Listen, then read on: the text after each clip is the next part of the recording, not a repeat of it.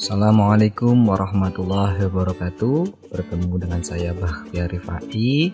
Pada video kali ini kita akan belajar tentang trigonometri dasar. Materi ini adalah materi prasyarat untuk kalian belajar persamaan trigonometri di kelas 10 jenjang SMA untuk mata pelajaran matematika peminatan. Langsung saja kita simak penjelasannya seperti berikut ini. Nah, kita mulai dari mengingat tentang definisi perbandingan trigonometri ya. Nah, trigonometri itu kan berasal dari dua kata, trigono dan metron ya. Trigono itu artinya adalah segitiga, metron itu adalah ukuran ya. Jadi trigonometri itu adalah ukuran dari sebuah segitiga. Kita mulai dari segitiga siku-siku ya. Segitiga siku-siku itu kan mempunyai sisi siku-siku ya, sisi siku-sikunya ini ya dan ini. Kemudian yang miringnya ini dia disebut dengan hipotenusa ya, hipotenusa. Nah, kemudian misalkan salah satu sudutnya itu kita misalkan alfa ya. Nah, maka di depan alfa kita namai dengan sisi depan. Kemudian di samping alfa kita namai adalah sisi samping. Kemudian di hipotenusanya kita namai dengan sisi miring.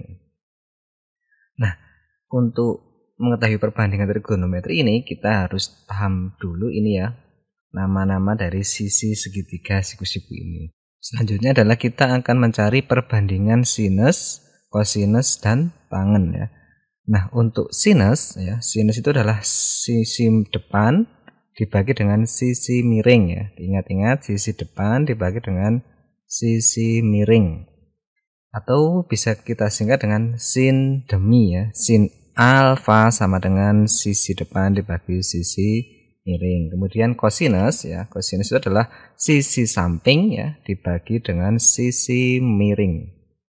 Atau kita singkat dengan kosami. Kosinus alfa sama dengan sisi samping dibagi dengan sisi miring. Kemudian tangen, ya, tangen itu adalah depan dibagi dengan samping.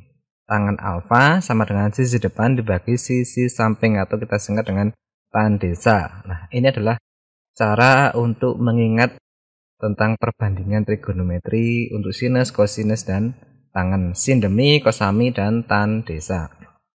Contohnya seperti apa? Nah, misalkan kita punya sebuah segitiga siku-siku ya, dengan panjangnya adalah 3, 4, 5. Dan alfanya itu misalkan di sini ya, alfanya di sini.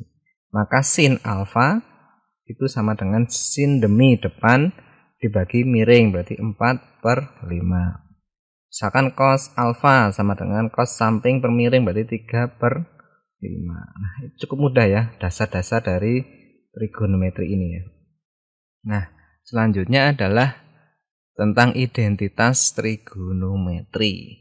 Ada 3, kita kelompokkan jadi 3 ya. Yang pertama adalah kebalikan. Kebalikan dari sin itu apa, kebalikan dari cos itu apa, kebalikan dari tan itu apa ya. Nah, kebalikan dari cos itu adalah sekan ya. Artinya sekan x sama dengan 1/cos x. Kemudian kebalikan dari sin adalah kosekan ya. Kosekan x sama dengan 1/sin x. Kotangan x sama dengan 1/tan x. Untuk lebih mudahnya kita bisa menyingkat salah satunya ini dengan sek sama dengan 1/cos ya, seperti ini. Kemudian perbandingan dari sin per cos apa ya, tan. Ya, tan A sama dengan sin A di per cos A. Kalau kita tulis dengan kata-kata tanah sama dengan sina di per cos A. Ya, cukup mudah ya untuk menghafalkannya. Nah, kemudian yang terakhir untuk identitas trigonometri itu adalah Pitagoras ya. Misalkan dalam segitiga siku-siku itu kan berlaku A kuadrat plus B kuadrat sama dengan C kuadrat. Kita bagi masing-masing dengan C kuadrat ya. A kuadrat per C kuadrat. A kuadrat dibagi C kuadrat. A per C dikuadratkan tambah B per C dikuadratkan sama dengan C kuadrat dibagi C kuadrat 1 ya. Nah, A per C ini sama dengan apa ini ya? A per C ini depannya alfa ya, berarti depan alfa dibagi miring sin demi, berarti sin kuadrat X ditambah dengan B per C samping dibagi miring, berarti cos ya. Cos kuadrat X sama dengan 1. Nah, ini adalah identitas trigonometri untuk Pythagoras, ini 1. Kemudian masing-masing ini kita bagi dengan cos kuadrat X ya. Maka apa? Sin kuadrat X dibagi cos kuadrat X itu kan sama dengan tan kuadrat X. Dan cos kuadrat X dibagi dengan cos kuadrat X sama dengan 1. 1 dibagi cos. Sepercos tadi apa? Sepercos itu adalah sekan ya. Sekan kuadrat X. Sudah ketemu lagi ya. Kemudian masing-masing ini kita bagi dengan sin kuadrat X. Sin kuadrat dibagi sin kuadrat ketemunya 1. Cos kuadrat dibagi sin kuadrat apa? Kebalikan dari tan, berarti kotangan ya. Kotangan kuadrat X. Kemudian sekan kuadrat X. Kemudian 1 dibagi sin. Nah, sepersin apa? Kosekan kuadrat X. Nah, ini adalah bentuk identitas dari trigonometri yang juga perlu kita hafalkan ya. Sebagai contoh soal untuk perbandingan trigonometri tadi ya, dua materi tadi misalkan ini, tentukan nilai sin alfa dan kotangan alfa jika diketahui cos alfa sama dengan 3/5. Berarti kita perlu membuat segitiga siku-siku ya, siku-siku. Nah, selanjutnya diketahui cos alfa, berarti cos samping per miring, sampingnya berarti misalkan alfanya di sini, maka sampingnya itu di sini, berarti 3. Miringnya berapa? 5. Segitiga siku-siku berlaku 3, 4, 5. Berarti sisinya sini adalah 4 ya. Maka sin alfa sama dengan sin demi depan per miring. Berarti 4/5. Kemudian kotangan. Kotangan itu sama dengan sepertan alfa, atau tan itu adalah tan desa depan per samping, berarti kebalikan, berarti samping per depan ya. Sama dengan sampingnya 3, depannya adalah 4. Ketemu ya. Sudah ketemu 2. Nah, soal nomor 2 misalkan, tentukan nilai sekan alfa dan cosinus alfa jika diketahui tan alfa sama dengan akar 2. Kita juga sama caranya, membuat segitiga siku-siku lagi. Misalkan alfanya di sini, tan itu kan sama dengan tan depan per samping, berarti depannya akar 2, sampingnya berapa? Nah, 1 ya. 1. Kemudian kita tulis di masing-masing sisinya ini ya. Tan depannya berarti akar 2, sampingnya berarti 1. Miringnya berapa? Kita cari dengan Pythagoras ya. Miring sama dengan akar dari sisi siku-sikunya, berarti 1 kuadrat ditambah akar 2 dikuadratkan sama dengan akar dari 1 tambah 2 sama dengan akar 3.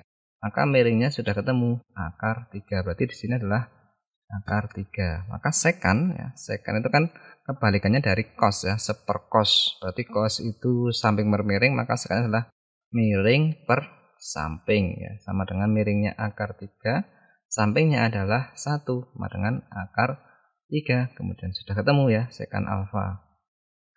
Kemudian cos alfa. Cos alfa kan jelas samping per miring sama dengan 1 per akar 3 sama dengan 1/3 akar 3. Cukup mudah untuk memahami trigonometri. Nah, selanjutnya adalah nilai perbandingan trigonometri sudut istimewa di kuadran 1. Sudut istimewa itu berapa saja ya?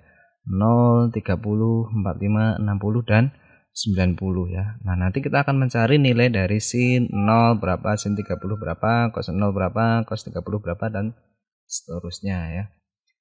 Ingat tadi sin demi, kosami, dan tan desa ya. Misalkan kita punya sebuah segitiga sama sisi ya, masing-masing sisinya adalah 2, 2, 2. Maka kalau segitiga sama sisi itu kan sudutnya adalah 60 derajat ya, kita bagi 2. Maka di sini sudutnya adalah 30 derajat, miringnya 2, yang bawah ini adalah 1, yang ini sudutnya adalah 60, dan panjang sisi yang lain adalah dicari dengan Pythagoras, ketemu akar 3 ya.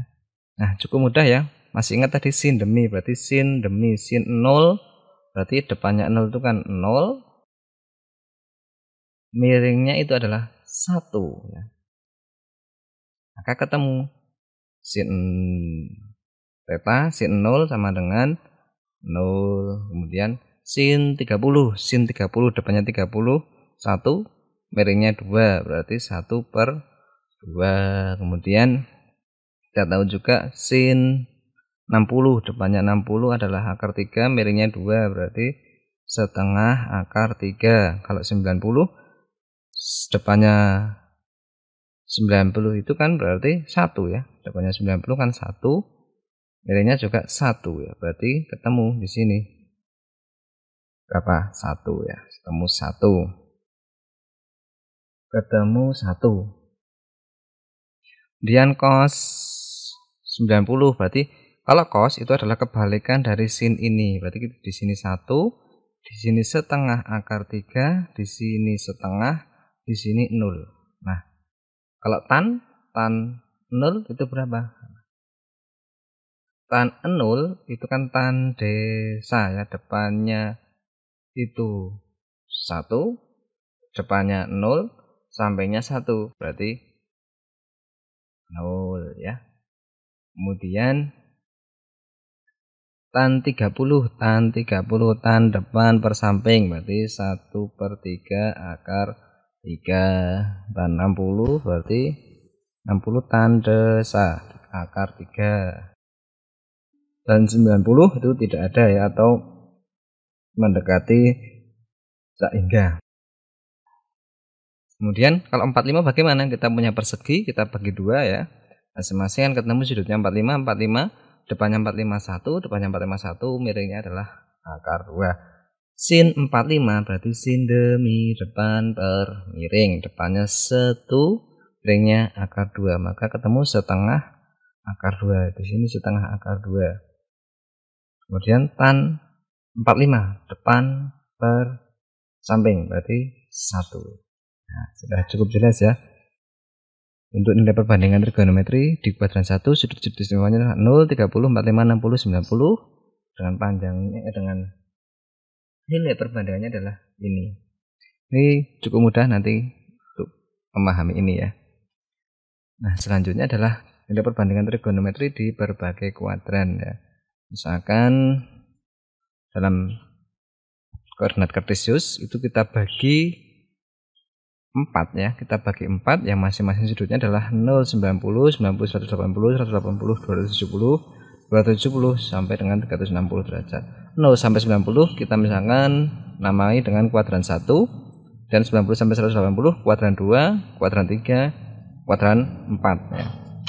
Nah, untuk nilai perbandingan trigonometri di kuadran 1 itu nilainya semuanya positif. Sin tan cosnya itu positif.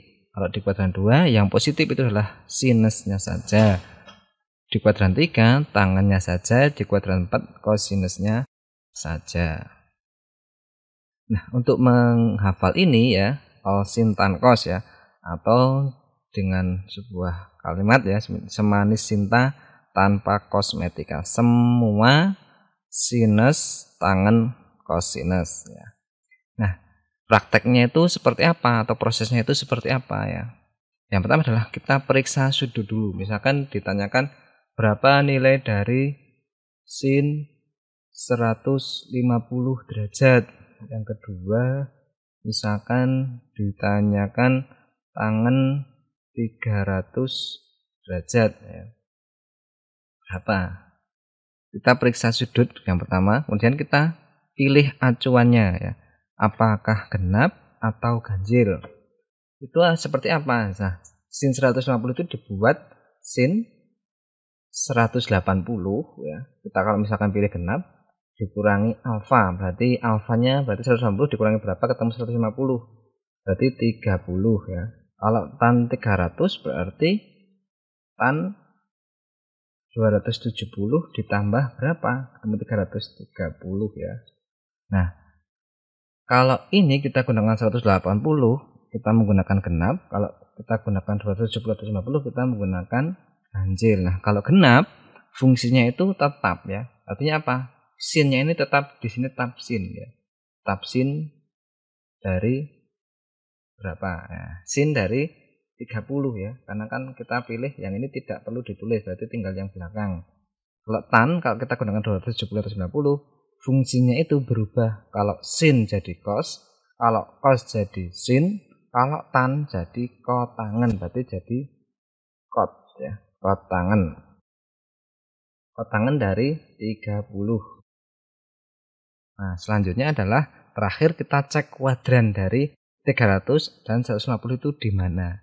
Nah, kalau 150 dia di kuadran 2 ya, karena 180 dikurangi berarti dia di kuadran 2. Artinya apa?